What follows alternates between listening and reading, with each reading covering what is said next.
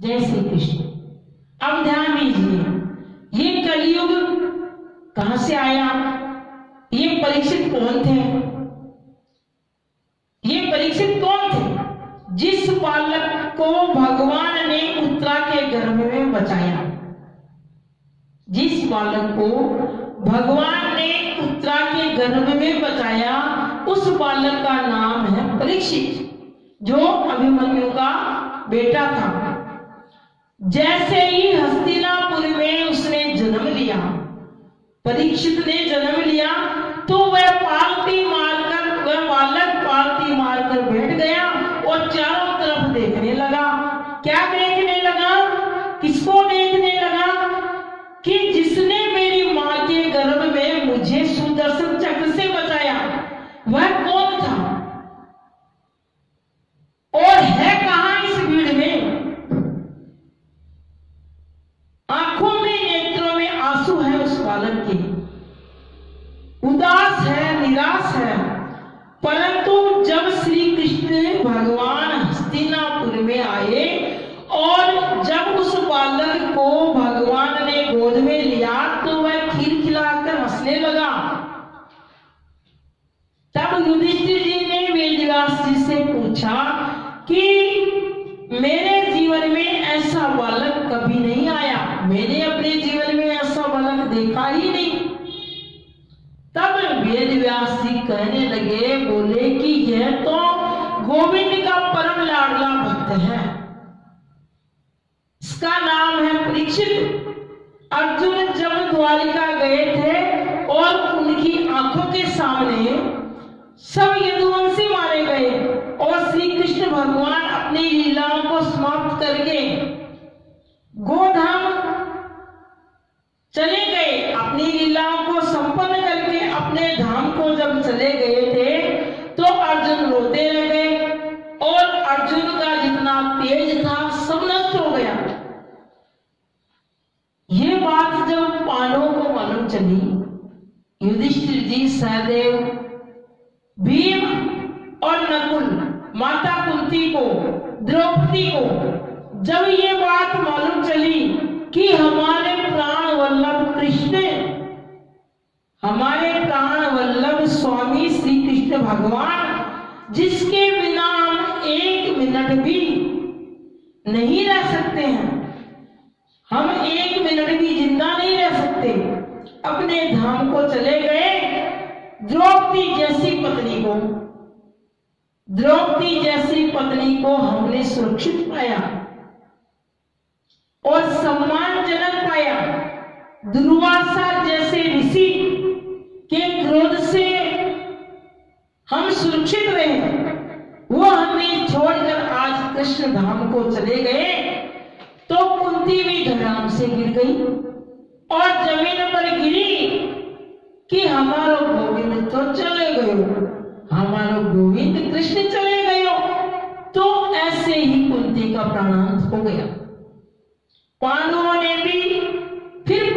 अपने मंत्री को बुलाया और परीक्षित को राजगद्दी पर बिठाया और कहा कि जीवन में तुम 3 बातें याद रखना परीक्षित। क्या? पहली बात, अपनी आंखों से किसी का पाप होते हुए मत देखना। दूसरी बात, शत्रु भी अगर शरण में आ जाए तो उसकी रक्षा करना। तीसरी बात, अतिथि का आदर सत्कार करना। परीक्षित जी ने कहा कि बाबा हमको छोड़कर आप कहां जा रहे हो? परंतु चारों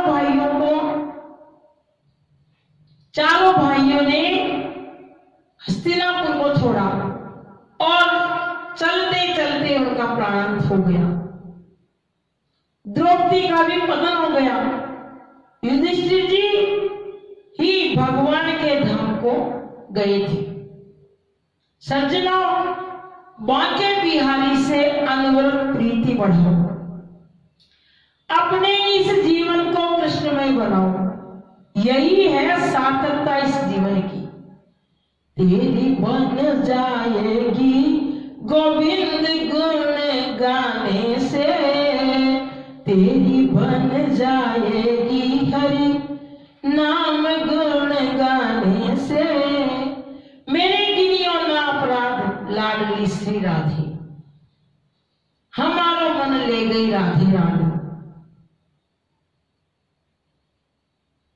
मेरी सारी उमरियां बीती, हे कृष्ण तेरे बिना अब हम नहीं रह सकते। अगर हम मन में ये विश्वास कर ले कि भगवान कहाँ नहीं है, सब जगह, सब जगह, वृक्षों में, पहाड़ों में, झरनों में, नदियों में, फूलों में, पत्तों में, पानी में, सब जगह भगवान है। परंतु आज लोगों के जीवन में टेंशन है, अशांति है। क्यों? और कहते हैं कि बालक हमारी बात सुनता ही नहीं है। आप चिंतित मत होइए, ईश्वर पर भरोसा रखिए। क्या हो रहा है, क्या होगा और क्या होने वाला है, ये सब भगवान भरोसे छोड़ दीजिए, प्रभु के भरोसे छोड़ दीजिए।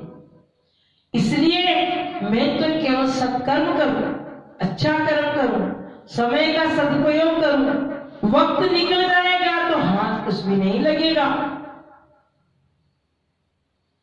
इसलिए कहते हैं उचित धर्म कमाले बंदे, तेरा जीवन बीते घड़ी घड़ी, क्यों वृथा जन्म गमायो, गयो वक्त हाथ नहीं आयो, सांसों की टूटे लड़ी लड़ी।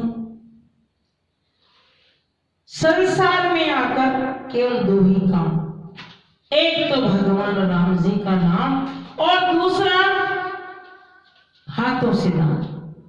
अब परीक्षित जी का विवाह हुआ, बड़ा पुत्र जन्मे था, 4 पुत्र हुए।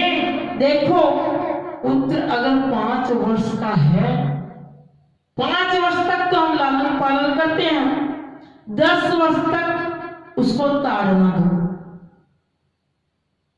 ताड़ना दो। समझ गए कि उसको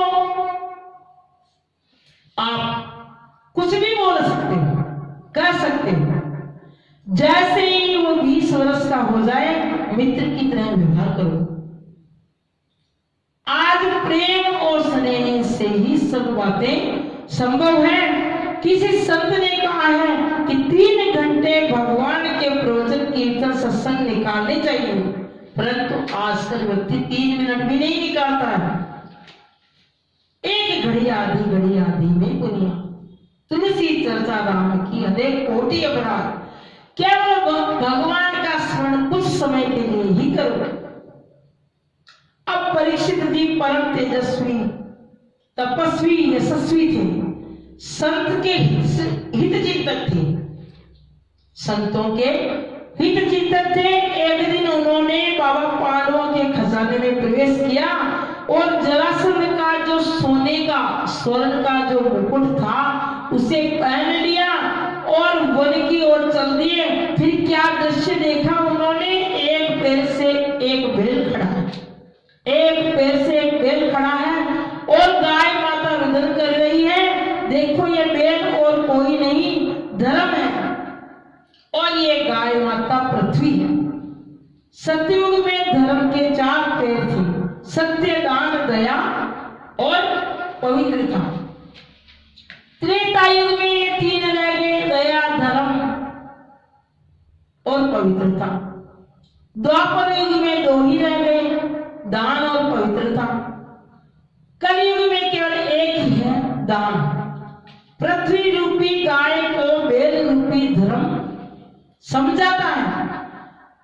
क्या कृष्ण भगवान अपनी लीलाओं को संपन्न करके यहां से चले गए, इसलिए रोती हो क्या? पृथ्वी रूपी गाय ने जवाब दिया, मैं कलयुग का शिकार हो जाऊंगी, क्योंकि धर्म का प्रभाव कम होता जा रहा है, धरती पर पाप बढ़ रहे हैं। और इन दोनों की बातें राजा परीक्षित जी सुन रहे थे। राजा परीक्षित जी सुन रहे थे कि तुम्हारे 3 पैर किसने काटे?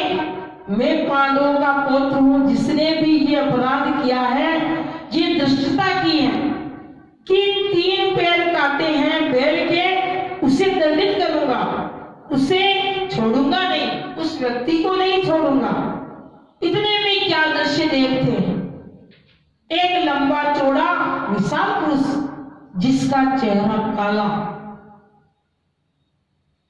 जिसका चेहरा काला है, बड़ी बड़ी आंखें हैं, बड़ी बड़ी मूछें हैं, लंबी लंबी भुजाएं हैं और नग्न तलवार लिए हुए ये जो धर्म का एक पैर बच रहा है उसको भी काटने के लिए तैयार हो गया।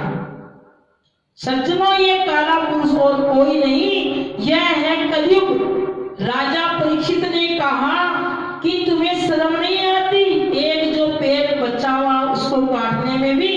परंतु कलयुग क्या करता है, कलयुग ने सोचा कि राजा तो मुझे मारने के लिए दौड़ रहे हैं, तो वह चरणों में जाकर गिर पड़ा, उनकी शरण में आ गया और उन्होंने उसे क्षमा कर दिया।